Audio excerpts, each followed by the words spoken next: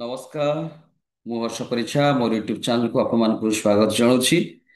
ଏ ଭିଡିଓରେ ଆମେ ଆଲୋଚନା କରିବା ସର୍ବପ୍ରଥମେ ଇସ୍ରାଏଲ ଆଇରନ୍ ବିମ୍ ଅର୍ଥାତ ବିଶ୍ୱର ସର୍ବପ୍ରଥମ ଲେଜର ଇଣ୍ଟରସେପ୍ଟର ବ୍ୟବହାର କରିଛି ତା ଉପରେ ଆମେ ଆଲୋଚନା କରିବା, କିନ୍ତୁ ତାର ତମାମ ବିବରଣୀ ଉପରେ ଆଲୋଚନା କରିବା। କିନ୍ତୁ ତା ପୂର୍ବରୁ ମୁଁ ଆପଣମାନଙ୍କୁ ଅନୁରୋଧ କରିବି ଭିଡ଼ିଓଟି ପ୍ରଥମରୁ ଶେଷ ପର୍ଯ୍ୟନ୍ତ ଦେଖିବେ ଏବଂ ଲାଇକ୍ ସେୟାର ସବସ୍କ୍ରାଇବ୍ କରିବେ, କାରଣ ଆପଣମାନଙ୍କର ପ୍ରତ୍ୟେକ ସବସ୍କ୍ରାଇବ୍ ଗୋଟେ ନୂତନ ନୂତନ ଇନ୍ସପିରେସନ ଯୋଗୁଛି, ନୂତନ ନୂତନ ତଥ୍ୟ ନେଇକି ଆପଣମାନଙ୍କ ସମ୍ମୁଖରେ ନୂଆ ନୂଆ ଭିଡ଼ିଓ ଉପସ୍ଥାପନ କରିବା ପାଇଁ। ତେବେ ଆସନ୍ତୁ ଦେଖିବା ଯେ ପ୍ରଥମେ ଯୋଉ ଗତକାଲି ଆମେ ଯାହା ପୂର୍ବ ଦିନ 17 ତାରିଖ ଦିନ ଗଣମାଧ୍ୟମରେ ଯାହା ପ୍ରକାଶ ପାଇଥିଲା, ପତ୍ର ପତ୍ରିକାରେ ଯାହା ପ୍ରକାଶ ପାଇଥିଲା ଯେ ଇସ୍ରାଏଲ ତାର ସର୍ବବୃହତ ଶକ୍ତି ଏୟାର ଡିଫେନ୍ସ ବ୍ୟବହାର କରିଛି, ବାହାର କରିଛି ବା ତିଆରି କରିସାରିଛି। ସେଇଟା ହଉଛି ଆଇରନ୍ ବିମ୍। ତାକୁ କୁହାଯାଉଛି କଣ? Iron beam.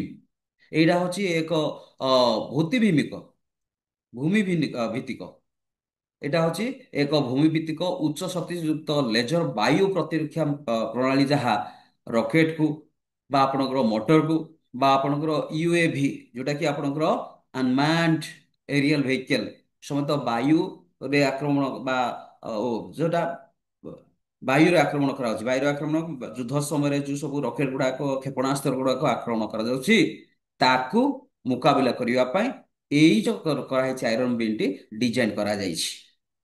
ଏଇଟା ଇସ୍ରାଏଲର ପ୍ରତିରକ୍ଷା ମନ୍ତ୍ରଣାଳୟର ମହାନିର୍ଦ୍ଦେଶକ ଆମିର ବରାମ କହିଛନ୍ତି ଯେ ବିଶ୍ୱରେ ଏହା ପ୍ରଥମ ଥର ଏକ ଉଚ୍ଚ ଶକ୍ତିଯୁକ୍ତ ଲେଜର ଇଣ୍ଟରସେପ୍ସନ ପ୍ରଣାଳୀ ପୂର୍ଣ୍ଣ କାର୍ଯ୍ୟକ୍ଷମ ପରିପକ୍ୱତା ହାସଲ କରିଛି, ବା ଆମେ ଯାହା ପରୀକ୍ଷଣ କରିଛୁ ବା ଯାହା ତିଆରି କରିଛୁ ସେଇଟା କଣ ନା ଏକ ଉଚ୍ଚ ଶକ୍ତିଯୁକ୍ତ ଲେଜର ଇଣ୍ଟରସେପ୍ସନ ପ୍ରଣାଳୀ ପୂର୍ଣ୍ଣ କାର୍ଯ୍ୟକ୍ଷମ ଅ, ପରିପକ୍ୱତାରେ ପରିଣତ ହୋଇଛି ବା ପରିପକ୍ୱତା ପହଞ୍ଚିଛି। ଅର୍ଥାତ ସେମାନେ ବର୍ତ୍ତମାନ ଯାହା ଚିନ୍ତା କରିଛନ୍ତି, ଯାହା ବାହାର କରିଛନ୍ତି, ଯୋଉଟା କି ଆଗରୁ ଆପଣଙ୍କର ଆଇରନ୍ ଡୋମ୍ ବ୍ୟବହାର କରାହଉଥିଲା, ଯୋଉଟା କ୍ଷେପଣାସ୍ତ୍ର ତାକୁ ନଷ୍ଟ କରିବା ପାଇଁ ବା ଶତ୍ରୁମାନଙ୍କୁ ନଷ୍ଟ କରି ଲୋକମାନଙ୍କୁ ବଞ୍ଚେଇବା ପାଇଁ ବା ନିଜର ଦେଶକୁ ବଞ୍ଚେଇବା ପାଇଁ। କିନ୍ତୁ ତାଠାରୁ ଅଧିକ ଶକ୍ତିଶାଳୀ ଜିନିଷ ହେଲା ଆପଣଙ୍କର ଆଇରନ୍ ବିମ୍, ଯାହା ଇସ୍ରାଏଲ ପ୍ରଥମ ଥର ପାଇଁ ବିଶ୍ୱର କୌଣସି ଦେଶ ନୁହଁ, ନା ଆମେରିକା, ନା ରୁଷ, ନା ଚୀନ ବା ଆମ ଭାରତ କେହି ବି ବାହାର କରିନାହାନ୍ତି, କିନ୍ତୁ ପ୍ରଥମ ଥର ପାଇଁ ଇସ୍ରାଏଲ ସେଇଟା ବାହାର କରିଛି, ଯୋଉଟା କି ବହୁତ ଶକ୍ତି ସମ୍ପନ୍ନ। ତେବେ ତାରି ଉପରେ ଆମେ ଆହୁରି ଆଲୋଚନା କରିବା। କଣ ଦେଖନ୍ତୁ, ଏଇଟା କାହିଁକି ତିଆରି କରାଯାଇଛି ନା ଯେତେବେଳେ ଏୟାର ଷ୍ଟ୍ରାଇକ୍ ହଉଛି ବା କ୍ଷେପଣାସ୍ତ୍ର ଦିଆ ହଉଛି, ମିଜାଇଲ ଦିଆ ହଉଛି, ମିଜାଇଲ ପ୍ରୟୋଗ କରାହଉଛି, ଏଇ ସମୟରେ ଏଇ ଯୋଉ କ୍ଷେପଣାସ୍ତ୍ର ଗୁଡ଼ିକ ଆସୁଛି ତାକୁ ଧ୍ୱଂସ କରିବା ପାଇଁ ଏ ସମସ୍ତ ଲକ୍ଷ୍ୟ ରଖାଯାଇଛି। ଏକ କମ୍ ମୂଲ୍ୟର ଉଚ୍ଚ ଶକ୍ତି ସମ୍ପନ୍ନ ଲେଜର ଆଧାରିତ ପ୍ରଣାଳୀରେ ପରୀକ୍ଷଣ ସଫଳତାର ସହ ସମାପ୍ତ ହୋଇଛି ଏବଂ ଏଇ ବର୍ଷ ଶେଷ ସୁଦ୍ଧା ସାମରିକ ବାହିନୀ ଦ୍ୱାରା କାର୍ଯ୍ୟକ୍ରମ ବ୍ୟବହାର ପାଇଁ ପ୍ରସ୍ତୁତ ହେବ ବୋଲି ଇସ୍ରାଏଲର ପ୍ରତିରକ୍ଷା ମନ୍ତ୍ରଣାଳୟର ଯେ ମୁଖପାତ୍ର କହିଛନ୍ତି। ସେ ହେଉଛନ୍ତି ମହାନିର୍ଦ୍ଦେଶକ ଅମିର ବରାମ। ଏଟା କହିଛନ୍ତି ଯେ ଅଲରେଡି ସେମାନେ ପରୀକ୍ଷଣ କରିସାରିଛନ୍ତି ଦକ୍ଷିଣ ଅ, ଇସ୍ରାଏଲରେ। ଅଲରେଡି ସେଟା ସପ୍ତାହେ ଧରିକି ପୁରା ପରୀକ୍ଷଣ କରିଛନ୍ତି। ବର୍ତ୍ତମାନ ତାକୁ ସମ୍ପୂର୍ଣ୍ଣ ଭାବରେ ଏ ବର୍ଷ ଶେଷ ସୁଦ୍ଧା ଯେ ସେନାରେ ସେଟା ପ୍ରୟୋଗ କରିବେ, ସେନାରେ ପ୍ରୟୋଗ କରିବେ। ତ ଏଇ ପରିପ୍ରେକ୍ଷୀରେ ଯୋଉଟା କୁହାଯାଉଛି ଜେରୁସାଲେମରେ, ରେ ଆପଣମାନଙ୍କର ଅ, ମୁଖ୍ୟ ସିଟି, ଇସ୍ରାଏଲର ଅ, ଧାର୍ମିକ ସିଟି ହିସାବରେ ଜେରୁସାଲେମକୁ ଜଣାଯାଏ, କାରଣ ଜେରୁସାଲେମରେ ଖ୍ରୀଷ୍ଟିଆନ ଧର୍ମର ପରିତ୍ରାଣଦାତା ଯୀଶୁଖ୍ରୀଷ୍ଟ ଜନ୍ମଗ୍ରହଣ କରିଥିଲେ। ତେଣୁ ସେଇଟା ହଉଛି ଗୋଟେ ମୁଖ୍ୟ ସିଟି ବା ସହର। ସେଇ ସିଟିରେ ବର୍ତ୍ତମାନ ସେପ୍ଟେମ୍ବର 17 ତାରିଖରେ ପ୍ରଥମ ସପ୍ତାହ ପର୍ଯ୍ୟନ୍ତ କ୍ଷେପଣାସ୍ତ୍ର ଯୋଉଟା ବାହାରୁ ଆସୁଛି ତାକୁ କେମିତି ଆଟାକ କରାଯିବ ଯିବ ବା କେମିତି ଧ୍ୱଂସ କରାଯିବ, ତାରି ବିଷୟରେ ତାହାରି ବିଷୟରେ ଗୋଟେ କମ୍ ମୂଲ୍ୟର ଲେଜର ପ୍ରୟୋଗ କରାଯାଇଛି, ଯେ ଯୋଉଟା ହଉଛି ବର୍ତ୍ତମାନର ଆଇରନ୍ ବିମ୍। ଏଇ ବର୍ଷ ଶେଷ ସୁଦ୍ଧା ସାମରିକ ବାହିନୀରେ ଇସ୍ରାଏଲ ତାକୁ ମାନେ ନିୟୋଜିତ କରିବେ। ଏ କଥା କହିଛନ୍ତି ଗତ ବୁଧବାର, ଅର୍ଥାତ ଏହାର 2 ଦିନ ପୂର୍ବରୁ ଗତ ବୁଧବାର ଦିନ କିଏ କହିଛନ୍ତି ନା ପ୍ରତିରକ୍ଷା ମନ୍ତ୍ରଣାଳୟର ଯିଏ ଅଛନ୍ତି ମୁଖ୍ୟ, ବର୍ତ୍ତମାନ କହିବାକୁ ଗଲେ ମହାନିର୍ଦ୍ଦେଶକ ଆମିର ବରା ଆମିର ବରାମ ସେ କହିଛନ୍ତି। ତାପରେ ଦ୍ୱିତୀୟ କଥା ହେଲା ୟାର କାର୍ଯ୍ୟକ୍ଷମ କଣ ନା ରାଫେଲ ଆଡଭାନ୍ସ ଡିଫେନ୍ସ ସିଷ୍ଟମ ଦ୍ୱାରା ବିକଶିତ कौन आयरन बीम एटा राफेल आडवांस डिफेंस सिस्टम द्वारा आडवांस अस्त्र व्यवहार माने प्रयोग अस्त्र भाव व्यवहार करने बा प्रोटेक्टेड अस्त्र भाव व्यवहार करने यही आयरन बीम इस्राएल रो आयरन डोम डेविड स्लिंग एवं आरो आंटी मिसाइल सिस्टम को परिपूरक करि समान भाव में ताकू कौन फाइट करि ध्वंस परिपूरक करि ଯାହା ଗାଜାରେ କେହି ପ୍ରୟୋଗ ପ୍ରୟୋଗ କରିଥିଲେ ଯୋଉଟା କି ବଡ ବଡ ଅସ୍ତ୍ର ପ୍ରୟୋଗ କରିଥିଲେ ନା ଗାଜାରେ ହମାସ ଆତଙ୍କବାଦୀ ମାନଙ୍କ ଦ୍ୱାରା ପ୍ରହାର କରାଯାଇଥିଲା। ଲେବାନନରେ ହିଜବୁଲା ଦ୍ୱାରା ପ୍ରହାର କରାଯାଇଥିଲା ଏବଂ ୟେମେନରେ ହାଉଥି ମାନଙ୍କ ଦ୍ୱାରା ପ୍ରହାର କରାଯାଇଥିଲା। ଯୋଉଟା ହଜାର ହଜାର ବର୍ତ୍ତମାନ ଏଇ ଯୋଉ ଲେଜର ଆଇରନ୍ ବିମ୍ ତିଆରି କରିଛନ୍ତି ଇସ୍ରାଏଲ। ତ ଏଇଟା ହଜାର ହଜାର ରକେଟକୁ ପ୍ରତିରୋଧ କରିବା ପାଇଁ ବ୍ୟବହୃତ ହୋଇଛି। ହଜାର ହଜାର ରକେଟ ମିଜାଇଲ ଯାହା ବି ଆସୁଛି ତାକୁ ନିମିଷକେ ମାତ୍ରେ ଧ୍ୱଂସ କରିଦେବ, ଶୂନ୍ୟରେ ଧ୍ୱଂସ କରିଦେବ। ଏଇଟା ହଉଛି ଆଇରନ୍ ବିମ୍। ତାପରେ ଏଇଟା କୋଉ କୋଉ ମାଧ୍ୟମ ଦେଇକି ଏଇଟା ତିଆରି କରାଯାଇଛି ତାର ସେକ୍ଟର ଗୁଡାକ କଣ ନା ଆପଣଙ୍କର ଏଲବିଟ୍ ସିଷ୍ଟମ ଲେଜର ଉତ୍ପାଦନ କରିଥିବା ନୂତନ ଟ୍ୟାବ ଖୋଲିଛି। ଏହି ପ୍ରକଳ୍ପରେ ଏକ ଅଂଶୀଦାର ଥିଲା ଯୋଉ ଟ୍ୟାବ ଖୋଲା ହେଇଛି। ଏଇ ଯୋଉ ପ୍ରକଳ୍ପ କରାଯାଇଛି ଲେଜର ଉଦ୍ଭାବନ ବା ତିଆରି କରାଯାଇଛି ସେଇଟା ତାର ଅଂଶୀଦାର ଥିଲା ହେଲା। ଏଇ ପ୍ରକଳ୍ପର ଅଂଶୀଦାର ଥିଲା। ବର୍ତ୍ତମାନ ରକେଟର ଇଣ୍ଟରସେପ୍ସନ ଗୁଡିକର ମୂଲ୍ୟ ଅତି କମରେ $50,000, ଯୋଉଟା ବର୍ତ୍ତମାନ ପରିପ୍ରେକ୍ଷୀରେ ଯୁଦ୍ଧ ସମୟରେ ଏୟାର ଷ୍ଟ୍ରାଇକ୍ କରାହଉଛି।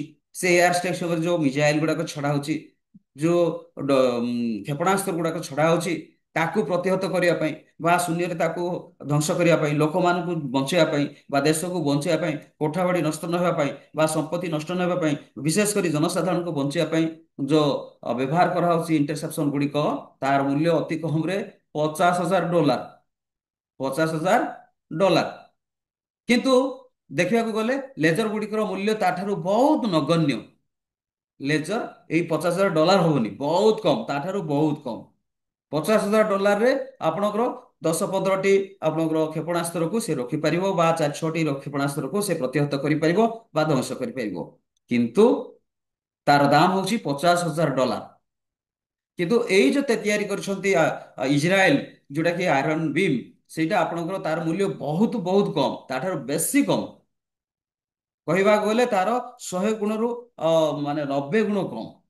କିନ୍ତୁ ୟାର ଦକ୍ଷତା କଣ? ଇଏ ହଜାର ହଜାର ମିସାଇଲକୁ ଧ୍ୱଂସ କରିପାରିବ। ହଜାର ହଜାର ମିସାଇଲ, ହଜାର ହଜାର କ୍ଷେପଣାସ୍ତ୍ରକୁ ଶୂନ୍ୟରେ ଧ୍ୱଂସ କରିପାରିବ ଏବଂ ସେ ସେଇ ଗୋଟିଏ ଜାଗାରେ ରହି ଜାଣିପାରିବ ଯେ କୋଉ ଜାଗାରୁ କୋଉ ଦିଗରୁ କ୍ଷେପଣାସ୍ତ୍ର ଆସୁଛି। ଇମିଡିଏଟଲି ଜାଣିଲା ପରେ ତାର ଅପରେଟରଙ୍କ ଦ୍ୱାରା ସେଇଟା ଅପରେଟ ହେଇକି ସେଇ ଜାଗାକୁ ଯାଇକି ତାକୁ ନଷ୍ଟ କରିପାରିବେ। ଏଇଟା ହଉଛି ଆଇରନ୍ ବିମ୍ ର ଫ୍ୟୁଚର୍ସ ବା ଆଇରନ୍ ବିମ୍ ର ମୁଖ୍ୟ ଉଦ୍ଦେଶ୍ୟ।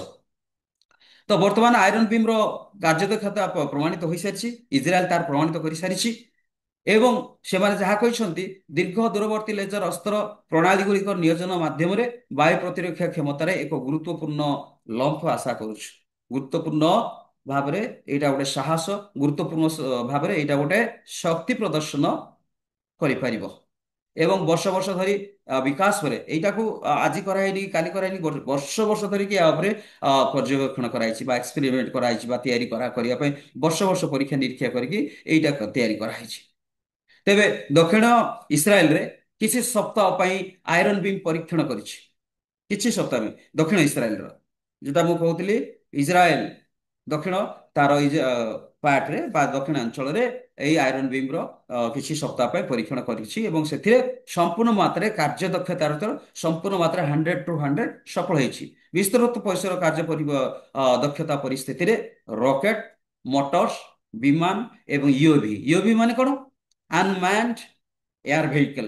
ଇଏ ସମସ୍ତଙ୍କୁ ଧ୍ୱସ୍ତ ବିଧ୍ୱସ୍ତ କରିପାରିବ ବା ସମ୍ପୂର୍ଣ୍ଣ କାର୍ଯ୍ୟଦକ୍ଷ ବିନ୍ୟାସ କରିପାରିବ, ଅର୍ଥାତ ନଷ୍ଟ କରିପାରିବ, ଡେଷ୍ଟ୍ରୟ କରିବ। ଏହାର ପ୍ରଭାବଶାଳୀ ପ୍ରମାଣ ରହିଛି। ଏହାର ପ୍ରଭାବଶାଳୀ ପ୍ରମାଣ ସେମାନେ ଦେଖିପାରିଛନ୍ତି ଏବଂ ଜାଣିପାରିଛନ୍ତି। ତେଣୁ ବର୍ତ୍ତମାନ ସେମାନେ ସେଇଟା ଏୟାର ଡିଫେନ୍ସରେ ନିୟୋଜିତ କରିବାକୁ ଯାଉଛନ୍ତି ଏଇ ବର୍ଷ ଶେଷ ସୁଦ୍ଧା। ଦ୍ରୁତଗାମୀ ଏବଂ କମ୍ ଶକ୍ତିଶାଳୀ ଲେଜର ସିଷ୍ଟମ ଗୁଡ଼ିକର ବ୍ୟବହାର କରାଯାଉଛି ବର୍ତ୍ତମାନ ପରିପ୍ରେକ୍ଷୀରେ। କିନ୍ତୁ ଆଇରନ୍ ବିମ୍ ହେଉଛି ଭୂମି ଆଧାରିତ ଉଚ୍ଚ ଶକ୍ତିଶାଳୀ ଲେଜର ବାୟୁ ପ୍ରତିରକ୍ଷା ପ୍ରଣାଳୀ ଯାହା ରକେଟ, ମୋଟର୍ସ, ୟୁଏଭି ସମେତ ବାୟୁ ବିପଦରେ ଯାହା ବି ଅଛି, ବାୟୁ ବିପଦ ମାନେ କଣ, ବାୟୁରେ ଯାହା ସବୁ ଆକ୍ରମଣ କରିବା ପାଇଁ ଯୋଉ ସବୁ ଆପଣଙ୍କର କ୍ଷେପଣାସ୍ତ୍ର ଗୁଡ଼ିକ ବା ଆପଣଙ୍କର ରକେଟ ଗୁଡାକ ଲଞ୍ଚ କରାହଉଛି ବା ଦିଆହଉଛି ପକାହଉଛି, ତାହାକୁ ପ୍ରତିହତ କରିବ, ଦୃଢ ହସ୍ତରେ ପ୍ରତିହତ କରିବ ବା ଦୃଢ ଭାବରେ ପ୍ରତିହତ କରିବ, କୌଣସି ପ୍ରକାର କ୍ଷତି ହେବନି। ଅର୍ଥାତ ପ୍ରଥମେ ମାନବ ଜାତିର ଯୋଉମାନେ ସେଇ ଦେଶର ଲୋକ, ସେଇ ଦେଶର ଲୋକମାନେ ନିଶ୍ଚିତ ଭାବରେ କୌଣସି କ୍ଷୟକ୍ଷତି ହେବେ ନାହିଁ ବା କୌଣସି ପ୍ରକାର ବିପଦ ଆପଦରେ ପଡିବେ ନାହିଁ। କାରଣ ଏଇଟା ନିତାନ୍ତ ଭାବରେ ଶତ୍ରୁ କୋଉ ପଟୁ ଆସୁଛି ହଠାତ୍ ଜାଣିପାରିବ ଏବଂ ଶତ୍ରୁ ପକ୍ଷକୁ ଯାଇକି ସେ ଆକ୍ରମଣ କରି ତାକୁ ଧ୍ୱଂସ କରିଦେବ ବା ନଷ୍ଟ କରିଦେବ। ଆହୁରି କଣ କୁହାଯାଇଛି ନା, ଇସ୍ରାଏଲର ପ୍ରତିରକ୍ଷା ମନ୍ତ୍ରଣାଳୟ ତରଫରୁ କୁହାଯାଇଛି ଯେ କି ଅମିର ବାରାମ କହିଛନ୍ତି ଏହା ବିଶ୍ୱର ପ୍ରଥମ ଥର ଯେ କି ଉଚ୍ଚ ଶକ୍ତିଶାଳୀ ଲେଜର ଇଣ୍ଟରସେପ୍ସନ ସିଷ୍ଟମ ପୂର୍ଣ୍ଣ କାର୍ଯ୍ୟକ୍ଷମ ପରିପକ୍ୱତା ପହଞ୍ଚିବ ବୋଲି କହିଛନ୍ତି। ତ ୟାରି ପରିପ୍ରେକ୍ଷୀରେ ଏଇଟା କେମିତି ତିଆରି କରାଯାଇଛି ନା, ରାଫେଲ ଅଧ୍ୟକ୍ଷ ଜୁବାଲ ଷ୍ଟେନିଟ୍ସ କହିଛନ୍ତି ରାଫେଲ ରାଫେଲ ବିମାନ ଯୋଉ ତିଆରି କରାଯାଇଛି ତାର ଅଧ୍ୟକ୍ଷ ଥିଲେ କିଏ, ଅଧ୍ୟକ୍ଷ ଅଛନ୍ତି କିଏ, ଜୁବାଲ ଷ୍ଟେନିଜ। ସେ କହିଛନ୍ତି କଣ ନା, ଅନୁକୂଳିତ ଅପ୍ଟିକ୍ସ କମ୍ପାନୀର ଅନୁକୂଳିତ ଅପ୍ଟିକ୍ସ ପ୍ରଯୁକ୍ତି ବିଦ୍ୟା, ଯୋଉଟା କି ଆପଣଙ୍କର ଟେକ୍ନୋଲୋଜି ପ୍ରଯୁକ୍ତି ବିଦ୍ୟା ସହିତ ନିର୍ମିତ ଆଇରନ୍ ବିମ୍ ନିଶ୍ଚିତ ଭାବରେ ଏକ ଖେଳ ପରିବର୍ତ୍ତନକାରୀ ସିଷ୍ଟମ ହବ। ଯୁଦ୍ଧରେ ଏଇଟା ଗୋଟେ ଖେଳ ପରିବର୍ତ୍ତନକାରୀ ସିଷ୍ଟମ ହେବ, ଯାହା ଆଧୁନିକ ଯୁଦ୍ଧ ଉପରେ ଅଦ୍ଭୁତପୂର୍ଣ୍ଣ ପ୍ରଭାବ ପକେଇବ। ଏଇ ଯୋଉ ଲେଜର, ଏଇ ଯୋଉ ଆଇରନ୍ ବିମ୍ ଗୋଟେ ଖେଳ ପରିବର୍ତ୍ତନକାରୀ ସିଷ୍ଟମ ଭାବରେ ପରିଗଣିତ ହେବ ଏବଂ ବର୍ତ୍ତମାନ ପରିପ୍ରେକ୍ଷୀରେ ଯୋଉ ସବୁ ଯୁଦ୍ଧ ହଉଛି ସେଥିରେ ଅଦ୍ଭୁତପୂର୍ଣ୍ଣ ପ୍ରଭାବ ପକେଇବ। ଅର୍ଥାତ ଏଇଟା ଗୋଟେ ମୁଖ୍ୟ ଭୂମିକା ନେବ ବର୍ତ୍ତମାନ ଯୁଦ୍ଧରେ।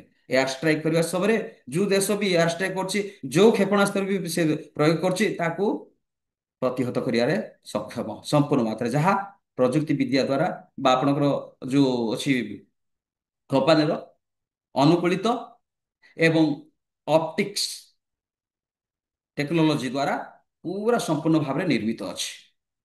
ଏଇଟା ଗୋଟେ ଆପଣଙ୍କର ଖେଳ ପରିବର୍ତ୍ତନକାରୀ ସିଷ୍ଟମ ଭାବରେ ପରିଗଣିତ ହବ ବୋଲି କିଏ କହିଛନ୍ତି ନା, ଅମିର ବରାମ କହିଛନ୍ତି।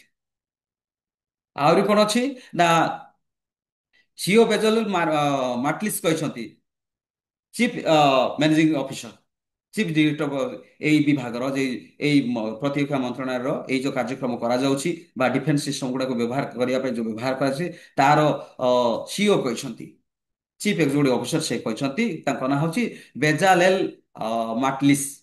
ବେଜାଲେଲ ମାଟଲିସ ସେ କହିଛନ୍ତି ଯେ ଏହା ପକ୍ଷରୁ ଏଲଟିବି ଟନ୍ୟ ସାମରିକ ପ୍ରୟୋଗ ପାଇଁ ଉଚ୍ଚ ଶକ୍ତିଶାଳୀ ଲେଜର ବିକାଶ ଉପରେ କାମ କରୁଥିଲା। ୟାର ପକ୍ଷରୁ ଏଇ ଯୋଉ ଲେଜର ବିମ୍ ପକ୍ଷରୁ, କିନ୍ତୁ ବର୍ତ୍ତମାନ ପରିପ୍ରେକ୍ଷୀରେ ଏଇଟା କଣ, ପ୍ରଥମେ ଏବଂ ସର୍ବୋପରି ଏକ ବାୟୁବାହୀ ଲେଜର ଯାହା ବାୟୁ ପ୍ରତିରକ୍ଷା କ୍ଷମତା ରଣନୈତିକ ପରିବର୍ତ୍ତନର ସମ୍ଭାବନା ରଖିପାରିବ। ବିଭିନ୍ନ ପ୍ରକାର ଅସ୍ତ୍ରଶସ୍ତ୍ର ମଧ୍ୟ ବାୟୁ ଆକ୍ରମଣ ସମୟରେ ବା ଏୟାର ଷ୍ଟ୍ରାଇକ୍ ସମୟରେ ସେଇଟା ରଣନୈତିକ ପରିବର୍ତ୍ତନର ସମ୍ଭାବନା ଆଣିପାରିବ, ଯାହାକୁ ଗୋଟିଏ ଭାଷାରେ କହିବାକୁ ଗଲେ ଏକ ଖେଳ ପରିବର୍ତ୍ତନକାରୀ